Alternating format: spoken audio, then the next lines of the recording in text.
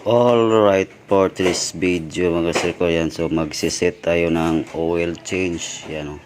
Tatanggalin natin yan. So tuturo ko sa iyo kung paano. So i-click lang tong dalawang button na to. Yung select. I-diin lang natin. Yan hanggang sa mag-blink ito. Tapos pipindutin natin to. Isa. Dalawa, tatlo. Ayan, so nandito tayo sa oil change indicator. So pindutin natin to.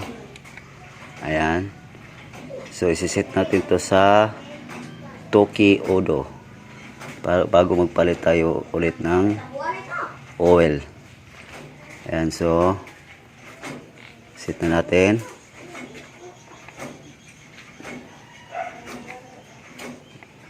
Yan.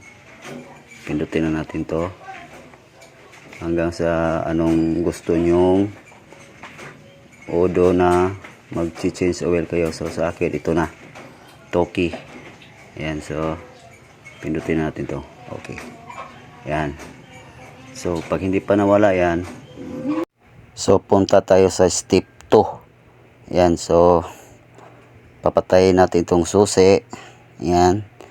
Tapos pipindutin natin ulit yung select button, idiin lang natin, huwag nating bitawan. Tapos i-on yung susi. Ayan, hintayin natin hanggang wala. Ayan, so nawala na. So goods na, okay na. So sana nakatulong. Follow and share. Alright, thank you sa panonood.